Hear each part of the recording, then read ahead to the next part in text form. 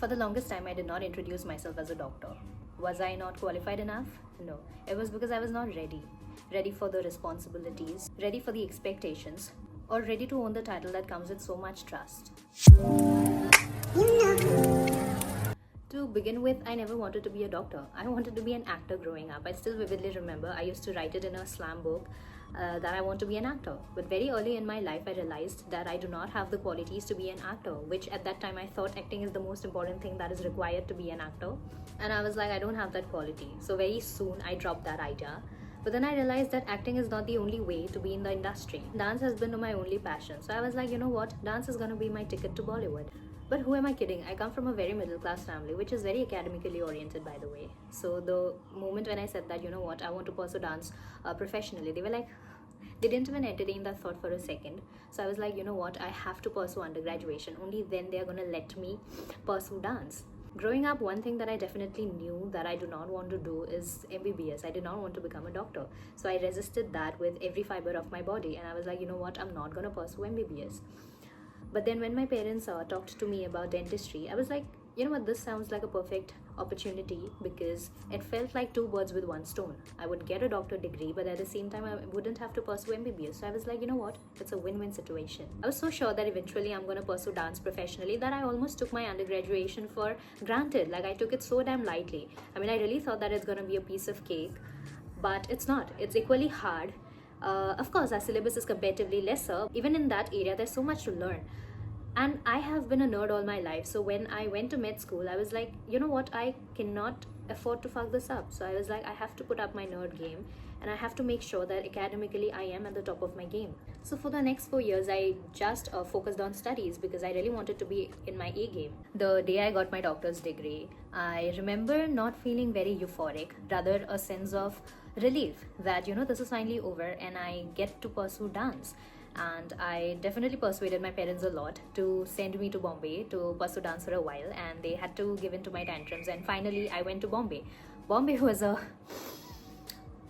chapter that I think gave me one of the biggest lessons of my life. You know, the side of Bollywood that our parents are scared of, you know, the side of dark reality of Bollywood that is shown to us in movies. That's exactly what happened to me in that entire Bombay chapter. And I think there is going to be one day when I'll be confident enough or maybe courageous enough to share that side of me, but not for the time being.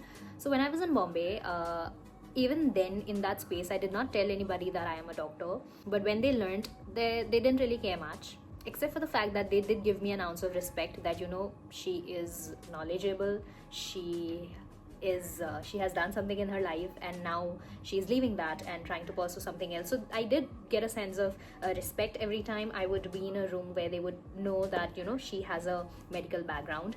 But at the end of the day, I couldn't care less. I couldn't care about that respect because all I wanted to do was dance. Now, totally living all the drama that I had encountered throughout that journey, I definitely cannot ignore the fact that I definitely had the most amazing time of my life. Like I got to wake up every day and dance, so it was very surreal for me. But then I came back home, back to reality, the reality being Dr. Sukanya Kashyap. And I did not know what to do with it. And for the longest time, I was still juggling between my passion and the profession that I'm stuck with. And like I said, for the longest time, I have resisted this entire medical background with every fiber of my body. But somehow destiny always kept pulling me towards it. So I just had to let everything bask in and accept the fact that at the end of the day, that is my bread and butter and I have to go back to it. And I did. Now, the thing with college is nobody teaches you how to survive in the real world because things changed manifold when I joined a clinic. Everything was so different. Everything that functioned very differently. And I felt like a fetus. I was like, you know what? Am I the senior doctor here? Am I the one responsible? I felt like a baby who is so clueless and does not know what the hell she is doing in her life until I was put in a position where I had to take that authority, where I had to call the shots, where I was the senior doctor. When you're in college, you are backed up by your seniors, you're backed up by your teachers, so you always have a safety net. But when you're in a clinic and you have to call all the shots, suddenly you have to shoulder the responsibility of treating patients solo and taking shots, calling all the shots by yourself. And when you finally do that, you feel as if you almost reincarnated. You're like, oh my god, there is a sense of euphoria, there is a thing that you've unlocked, a new fear unlocked, and you realize that, okay, this wasn't this bad. I mean, you had the capability to do that. It was just in your head. I definitely felt like I reincarnated when I was put in a position where I had to call all the shots, and I had to be the senior doctor, and I had to handle that patient. Having said that, of course, growth does not come with a switch you flip. When you're in healthcare, not necessarily healthcare, in fact, in any profession, you're constantly growing, you're constantly evolving.